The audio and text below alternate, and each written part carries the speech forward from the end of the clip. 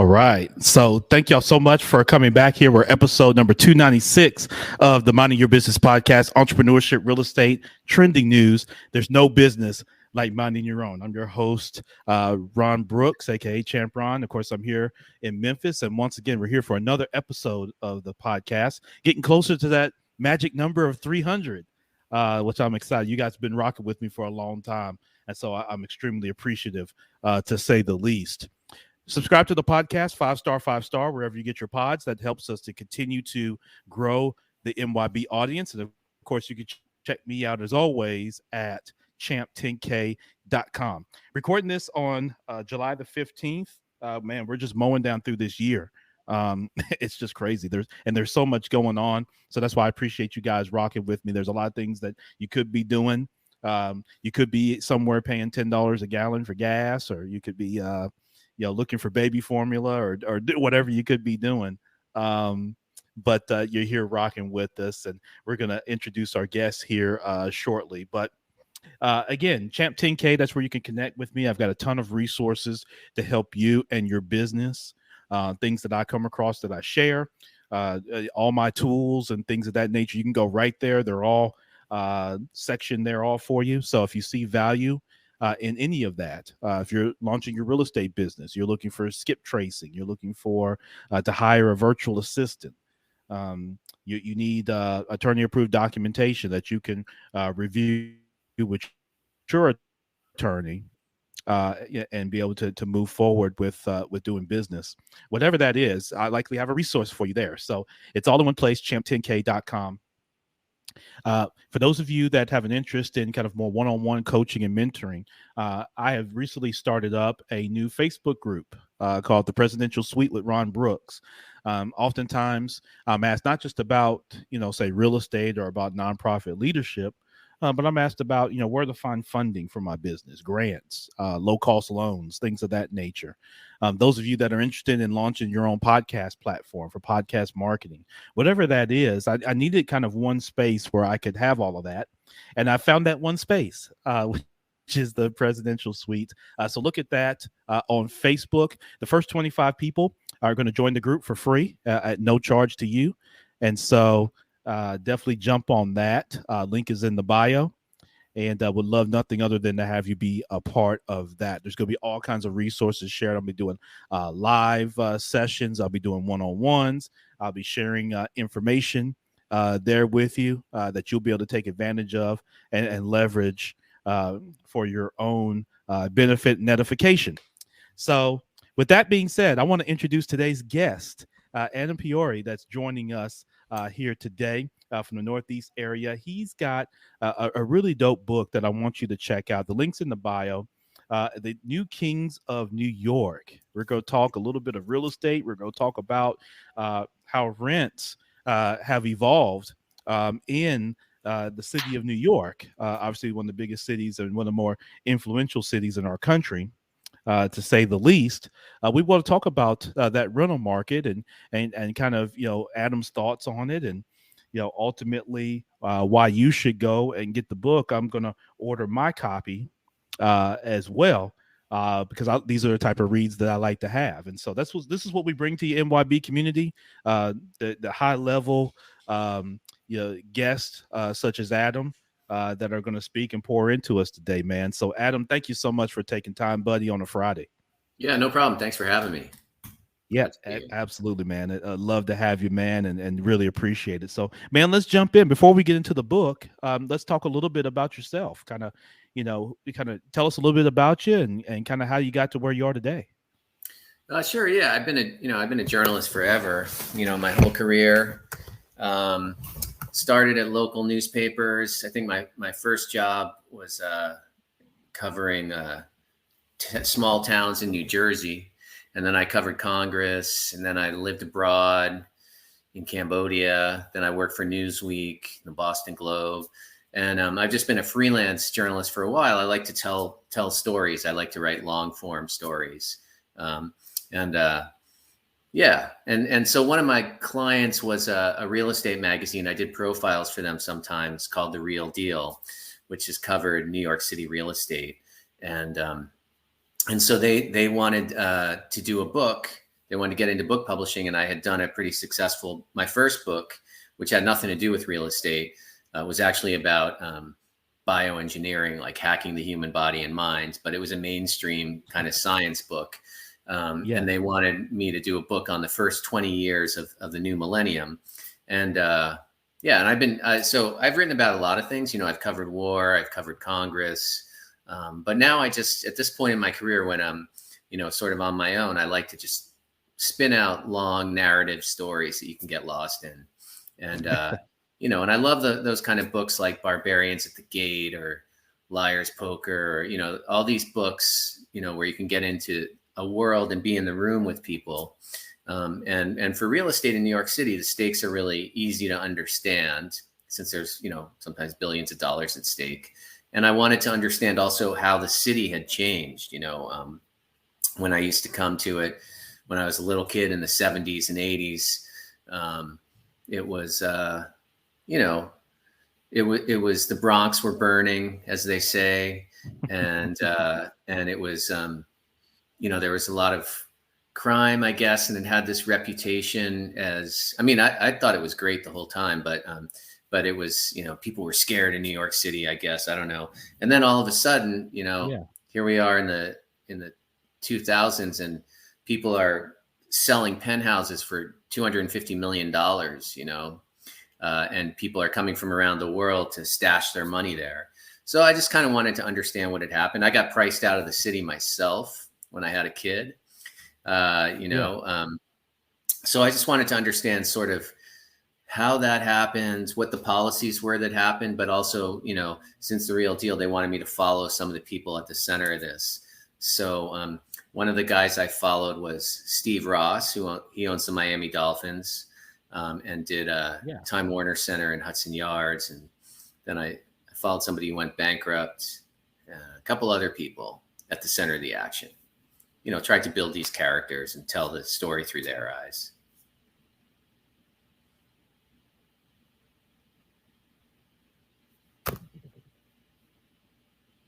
Yeah, absolutely. No, that's really good. That's a really interesting one, kind of your upbringing in journalism that you've covered. Man, that's super dope. And, I guess let's get into a little bit of kind of the New York discussion, right? So, if you go back to the very beginning, what impacts, rents there? Because, you think about it, and I've traveled to New York several times for business. Obviously I'm very aware of the price point, particularly for someone that's coming from the South, right? Yeah. So it's interesting how, we never really know a lot of the factors that go into the policies and things of that nature, Adam, that contribute to how we ultimately get to where, you have a very high price market. Like you say, you're getting priced out as you expand your family. What is it? I guess, what did kind of happen? What's kind of the rundown there? Well, so what happened is, in the 70s in particular, manufacturing moved, kind of fell off a cliff, and New York City used to be more of like a blue collar city, so a lot of jobs left and a lot of people left, and I think a couple million people left, but there was a lot of immigrants that came in. But even so, the immigrants saved the city. But even so, in the 1970s, I think New York City lost basically like a net population of like 800,000 or something crazy like that. Like, Oh, wow. They lost the population of another small city. So, so that caused a lot of things to happen. It started to go, it was on the verge of bankruptcy, and they called it kind of a vicious cycle. Like, people left, tax revenue went down, so they had to cut services.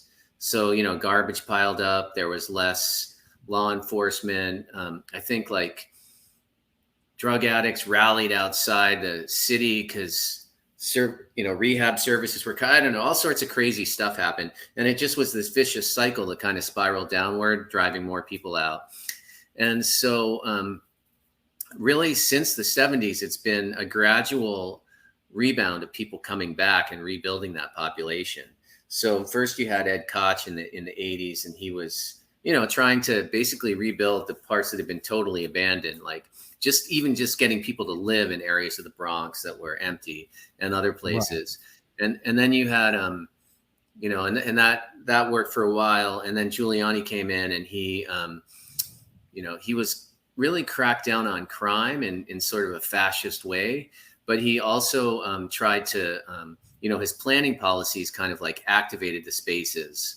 And I sort of I kind of started with him because it was towards the end of the millennium that the sort of the final phase of this gentrification happened. And really what happened is just a lot of people moved in, and they had another cycle.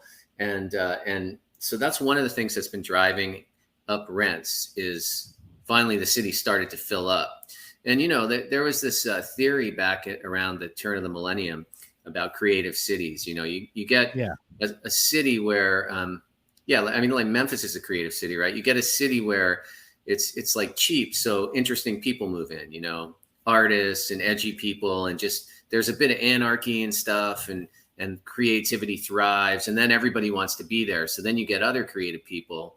And the theory was when Bloomberg took over was that if you attracted creative people, then you would get like rich creative people, and then like, tech people, right? And because they would want to be around the interesting, edgy people where ideas are thriving. So you build like, more parks, you put more money into amenities, you make it safer, and people will come. And then it'll have the opposite of the vicious cycle. They'll have what they call the virtuous cycle.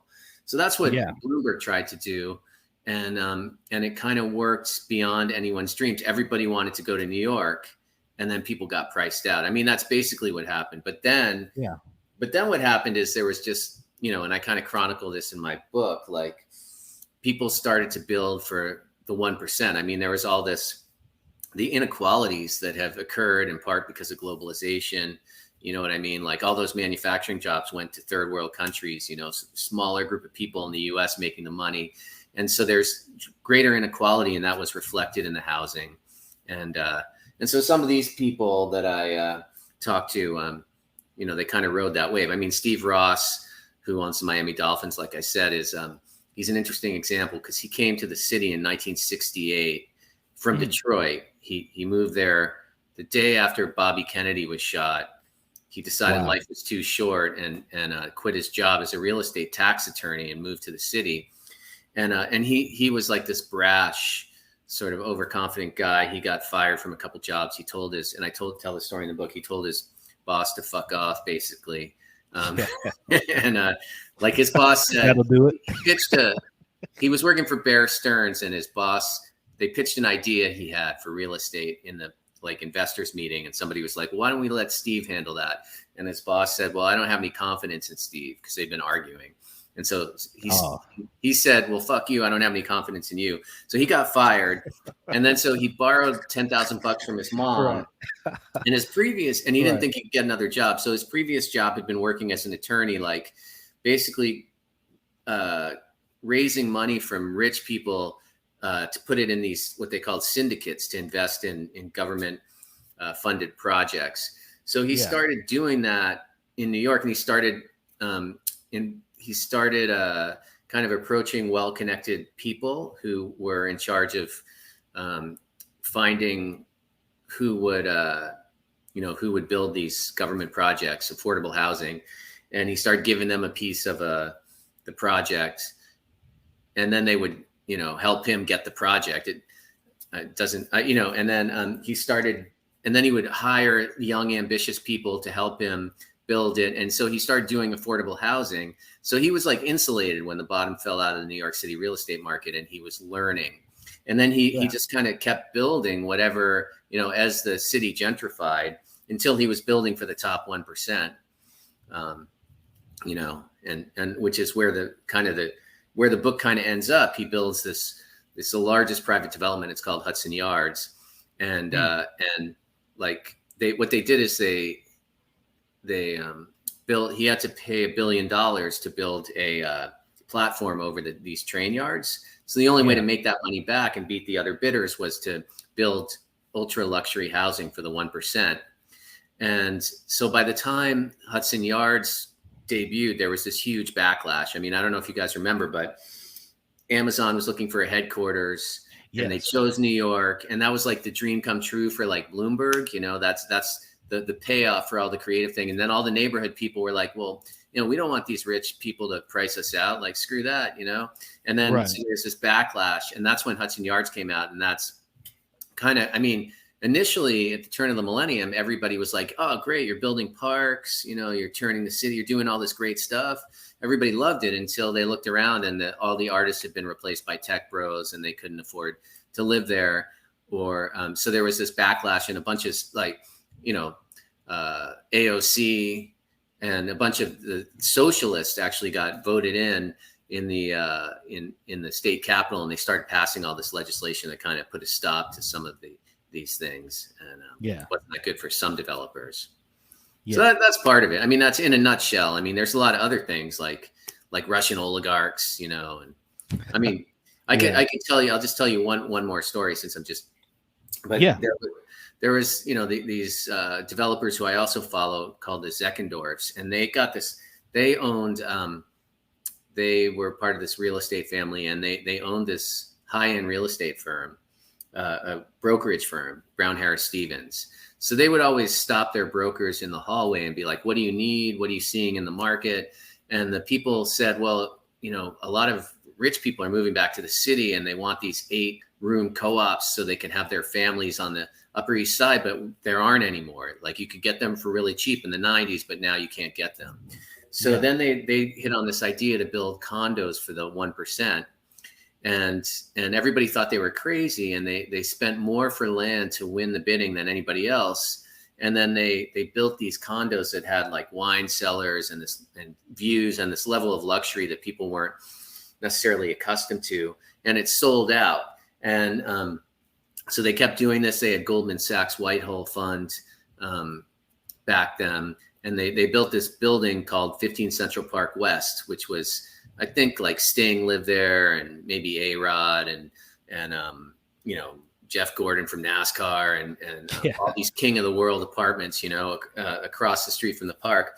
And it was so successful. But when they bid for it, they bid much more than anyone else. And everybody else thought they were crazy, but they had their own calculations of how much they were going to sell the apartments for.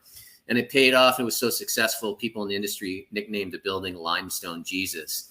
But anyways, the guy who had the penthouse was this guy, you know, Sandy Weil, the former chairman of Citigroup. And he just plucked a number out of thin air. Basically, he doubled the number of when they bought the land at the time, the Zeckendorfs, in order to make the money back that they had invested in the land, they would have had to sell the apartments for $2,000 a square foot, which everybody thought was absurd. Like, the $1,000 square foot number had only just been surpassed. Even Donald Trump said it was like way too much. But they did that, and then they managed to sell it for that amount. I think they even managed to sell it for like maybe $4,000 or $5,000 a square foot. So Sandy Weil plucks a number out of thin air, and he puts his penthouse on the market, and he doubles the price. He puts the price at $89 million for his penthouse, which comes out to about $13,000 a square foot. And this Russian oligarch, who's a fertilizer king, just snaps up the property. He also bought Trump's estate in Florida for much more than, you know, the market showed it was worth. But he was going through a divorce with his wife and wanted to shield his assets from her, at least according to her. And so he bought this building for $13,000 a square foot in an area where people thought you couldn't even, you know, sell real estate for $2,000 a square foot. And, you know, his college-age daughter moved in, and it made all these headlines. But that reset the market all around the park. And suddenly, anytime any property came up along the park, it would go up for auction. And the people who were willing to pay the most were the ones who were willing to bid the most aggressively. Suddenly everybody is looking at, oh, you can get $13,000 a square foot. So I'll just bid, I'll bid $4,000 a square foot or whatever. So all these properties around the park they started building for the 1%. And, the high-end real estate market is, I think it's maybe 10% or something. I forget the numbers, they're in my book, but maybe 10% of the total inventory. But I think it was like more than 50% of the construction that occurred, at a certain point in the mid-aughts was for this uber 1%. These and it attracted a lot of Russian oligarchs and people looking to shield their money, because you could form a shell corporation and shield your identity, and so it became sort of the world's most expensive safety deposit boxes. So that didn't help rents in New York City very much for the working man either. But, and there were some of these were ghost towers, like people wouldn't even live in them. It was just a safe place to protect their money. And now the Biden administration, since Russia has invaded Ukraine, is trying to go after some of these, but a lot of them are shielded behind multiple shell companies. But, there was like a former oil minister in Nigeria who was accused of bribery. He had one of these apartment, every once in a while, these things, the prime minister of Malaysia, he was forced out, accused of embezzling money from the sovereign wealth fund. And, his son had an apartment, it became this magnet. I mean, that's a problem down south and like in Miami, but a number of other places too. But this whole evolution is what my book's about. But it's through these high stakes deals and the people who are also, kneecapping each other and having, these fascinating human dramas, because the stakes are very easy to understand when you're trying to make $1 billion. So it's fun to write about as a writer. Yeah. Yep. No, I love that, man. Very rich, kind of in-depth information you were providing there. Adam, what's kind of the thought in terms of obviously for those of us that aren't New Yorkers, right? You think about the different boroughs, right? You got Harlem, Yonkers, Manhattan, Brooklyn, Long Island, you go all the way around. How was this, kind of process affecting maybe the different boroughs? So it was one borough kind of affected more than others, or is it kind of all the same all the way around, especially in today's time? Or well, it started with Manhattan, right? Which used to have all these great neighborhoods, and a lot of the neighborhoods have been kind of homogenized, you know what I mean? Just because there used to be ethnic neighborhoods, like there was an Italian neighborhood, a Black neighborhood, an Irish neighborhood, Chinese neighborhood, where immigrants or different social group, there's a gay neighborhood, where different enclaves, which makes the city so rich. And those all sort of got, kind of steamrolled by, it used to be the rich people lived on the Upper East Side, like that show that Jefferson's moving on up to the East Side. It was like, that's where the rich people wanted to live. And then through this process, it just became, people wanted Soho lofts, and then people started building, Greenwich Village, where all the artists were. They were priced out. So it kind of got homogenized in that way. And then everybody started moving to like Brooklyn, right? And now Brooklyn is so expensive, that people are moving to Queens, And I remember at a certain point in the 2000s, people wanted to, the place for artists was like Flushing, Queens, which used to be this Chinese American neighborhood, this like the largest Chinatown. Suddenly there's all these artists living there, but now it's like the last remaining place is the Bronx, which was like, burning in the 70s, it was the hardest hit. And now that's becoming gentrified a bit. There's a lot of public housing in New York, which is helpful, right? Like government, like HUD housing and the housing authority. I think they have the largest housing authority. So you have these enclaves of that remain.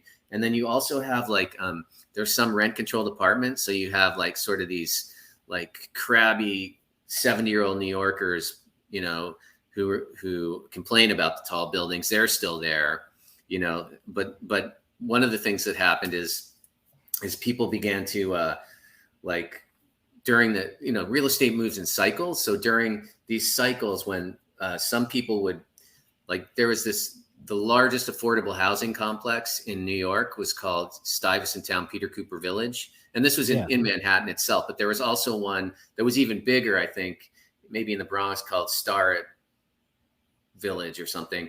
I think it's where Sonia Sotomayor is from, I think, and that's in another borough. But both of these projects, they weren't government subsidized, but they were rent controlled.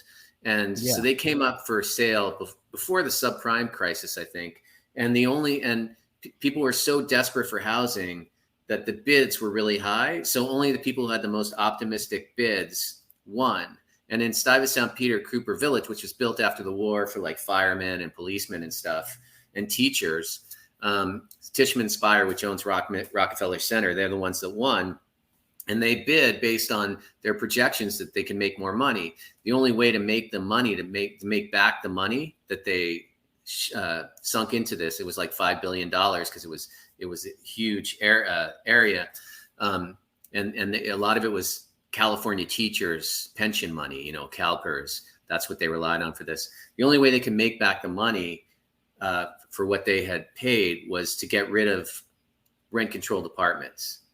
So they had relied on these overly optimistic projections of how many people were living illegally in rent-controlled apartments. And then suddenly they had this pressure to force people out of rent-controlled apartments who were there illegally. So, and that happened around the city. People started hiring private investigators to find, somebody was subletting, and they, tenants complained, and that also fed this huge backlash. But that happened in some of these other big houses. I mean, I focus mainly on Manhattan just to keep it manageable, but that same thing happened in the boroughs itself. So now I don't even remember.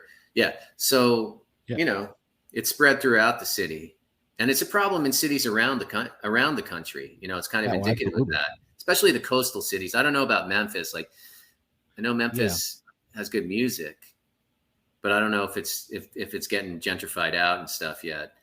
It probably is, right? I don't know what's going on down there. Here it's not as big. I mean, we're kind of that wedge between the Midwest and the South. So we have some, kind of pockets within neighborhoods that get gentrified, but for the most part, as a city, we're starting to get some influx, and this kind of leads me to my next question, actually. But we're getting some influx, Adam, of kind of folks coming in just because the inexpensive nature of living here. Rents here in Memphis, I know pre-pandemic we kind of toggled with Cleveland, Ohio as some of the lowest rent in the country, in terms of some of the major cities, say top 75 cities or whatever.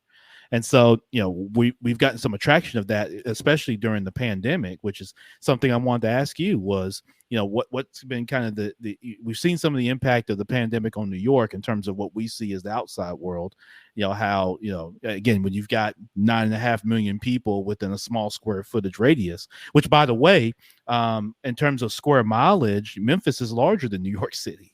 Oh, wow. Just in terms of square mileage. So that's always interesting. Some of the there's some southern cities that are much smaller in terms of population, but are larger in terms of square mileage of kind of land mass.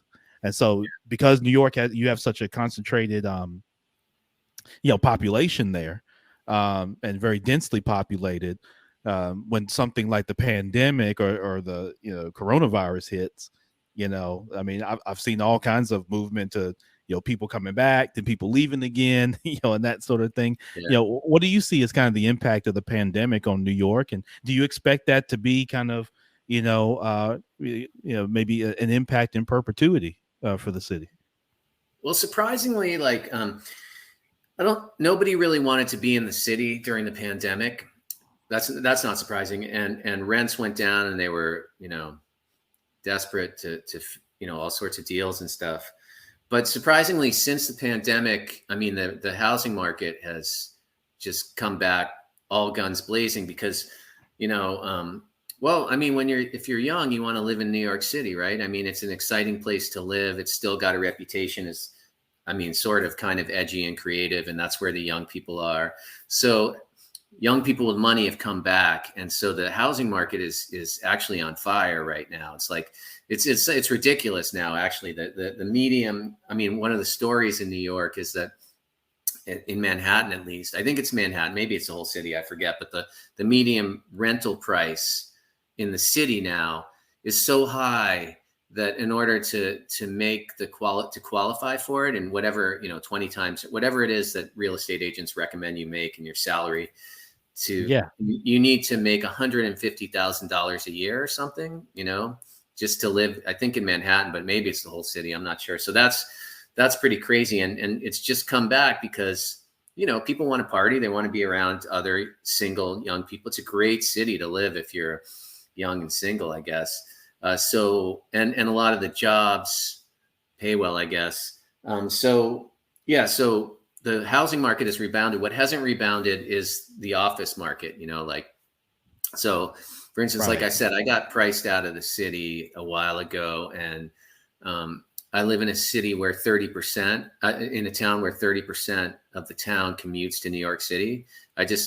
My wife teaches at this university here. So, but a lot of people who live here are finance professionals. So 30% of the city commutes, and you go to the commuter parking lot for the Metro North train, the commuter train, and it's empty now, Nobody's going into the city. Everybody works from home. And so like Steve Ross, who's in the book, like I said, with Hudson Yards, they built like high-end, the top of the top office space to compete with other cities where, they have fiber optics and all this stuff. So they have pretty high rates, but a lot of offices are kind of empty. People are trading up to better office space, and banks have been extending and pretending, and a lot of loans are going to come due, and it's going to be carnage, I think, for a lot of people who have the office space, because they just don't have the occupancy, and the cost for a square foot for office space has gone down. And one of the things that I did in my book is, like I said, real estate moves in cycles. So it was fun covering characters as they move through these cycles. And there's one guy that I covered named Ken Swig, who bought billions of dollars worth of real estate, and then he kind of went belly up during subprime, and it's an interesting drama because he was willing to share the details. Actually, he was an heir to this real estate fortune, but he had given all these guarantees, so he was sued by all these creditors, and his credit cards were frozen, and he was sleeping on couches, and I don't know, it's a great story, but anyways, we can expect that to happen now. Like, we're on the cusp of that in New York now. Interest rates are really high. It's hard to refinance. But what they did in the S&L crisis in the 90s, people overbuilt downtown. And then I can't remember whether it was under Mayor Dinkins or Giuliani, but they passed zoning that allowed people to convert these old office space into residential. So probably that'll be what happens. Like, people will convert some of this office space if we actually don't go back to the office. If the stay-at-home trend, work from home trend continues, they'll convert some of this surplus space to residential, which there's always demand for. Or, people will default on their loans, and other people will scoop up these offices for really cheap, and then they'll be able to, their cost basis will be lower, so they'll be able to rent it. But there's going to be some carnage probably before then, and we're already starting to see that. Some people have gone under or are in trouble, for some of this ultra high end stuff just because of the pandemic, and retail also, that even before the pandemic, there was what they call the retail apocalypse, right? Like, everybody was buying online. So a lot of stuff was going out. I was just reading this isn't in New York City, but I was reading about the American Dream Mall, which is supposed to be the second largest mall and in the US, with like a wave pool. And the big thing there, and they were doing this in Hudson Yards too, is you draw people in with these experiential things, right? But nobody wanted to go ice skating or surfing inside a mall during the pandemic, right? So that's been having problems too, and we'll see what happens there. Yeah. That's awesome. Yeah, no doubt about it. So where can people get the book, man? When they want to learn some more about this, and where can we get it? It's on Amazon, Barnes and Nobles. We're about to put out the ebook. Like, they just put out the hardcover at first without an ebook because they wanted people to buy the hardcover, but the ebook's coming soon. But if you just go to Amazon, you type in New Kids in New York or my name. Yeah, it's a good read. I think I've heard good things about it from people, which surprised me because, by the time you finish a book, you're bored of the topic, but But I try to, follow characters and have a plot while also Yeah. explaining how cities transform and how the industry works. Yep. No, love it, man. So yeah, that link, MYB community, is in the show notes. So make sure to click there so that you can get a copy of Adam Piore's new book, The New Kings of New York. Make sure that you get a copy of that. When you pick up your copy, send me a screenshot of it, and I may have something nice for you. If you send me a screenshot that you purchased the book, and then I can also share that with Adam as well. So we want to definitely show our love and support. Adam, what's next for you, man? After this book, do you have other content that you're looking to kind of put out there we should be on the lookout for? Well, yeah, I'm a freelancer, so I have a contract with Newsweek to do a cover story a month. So I just did one on the impact of war on children and efforts to save Ukrainian children. I got a cover story coming out on abortion and the impact of that. And so I write for Newsweek a lot, and sometimes Business Week, and other places, Columbia Journalism Review. But I'm not sure what I'm going to do my next book on. I'm looking for a good story. I'm sort of still writing about real estate. Maybe I'll do another business book, another real estate book. But really, I just like to write about people.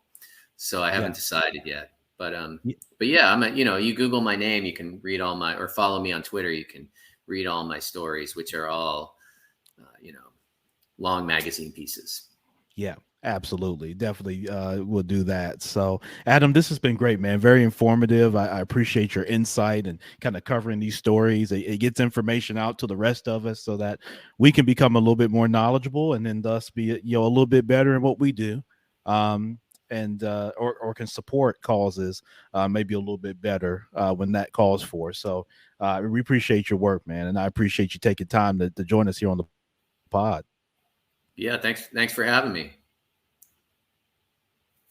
Yep. Okay, Excellent. good. So listen, everybody, Adam Piore, make sure that you go to Amazon. The link's in the show notes, but make sure you go there, get a copy of the book, and follow Adam. There in the show notes, you can follow him. On Twitter. Make sure you do that. That's probably one of the great ways to keep track of what he's got going and in kind of more real time. And again, pick up a copy of the book. And again, when you do your screenshot, if you want to put it on Twitter, tag him, right? And then that way, that's just additional way to get some visibility and let Adam know that you're in support. So yeah, take a quick picture of it and tag him on Twitter. That'd be very awesome. So definitely do that. And we appreciate Adam again taking time to join us here on episode 296 of the Minding Your Business podcast. So thanks for everybody that's been tuning in here. We've gotten some great comments from some folks that have been joining in, and good convo. As a realtor instructor in Memphis, would like a book and share with real estate students. Thanks, Adam and Ron. So yeah, we appreciate that, and would love for you to pick up book and encourage it for your students. It's a good way, and you're getting it from someone that's a journalist, right? You're not getting it from kind of a real estate yuppie. You're getting it from a totally different perspective, a more journalistic perspective, and so definitely want to encourage you all, to do that. And if you have it in your class, take a picture of the whole class and then tag Adam. That'd be awesome too. I'm sure he'd love to be able to see that. So anyway, we're going to get out of here. Thank you all so much. You've been great in all your support. Share this podcast with friends, family, maybe even a few enemies. Definitely do that. And again, connect with Adam and get a copy of the book ASAP. And I will be doing that here as well. 3 things that unite us all, no matter where you're from, no matter what side of the tracks that you're from, even if you're from New York. 3 things that unite us all. We all want to be a little bit better for ourselves, a little bit better for our families, and a little bit better for our communities, right? And so if we can keep all those 3 things in mind, we all want to be a little bit better for ourselves, our families, and our communities. If we keep those things in mind with everybody that we meet, man, wouldn't we make this place a whole lot better? We'll always find things that divide us, right? And things we can disagree and bitch about all day. Speaking of Twitter, you can go find there. You can go on Clubhouse. You can find people bitching about something all the time. But at the end of the day, those 3 things we're all trying to get to, right? So keep those things in mind. And if you do that, again, you'll enrich your life, and we all collectively will make this place a little bit better. I'll see you on the next episode. Until then, peace to you.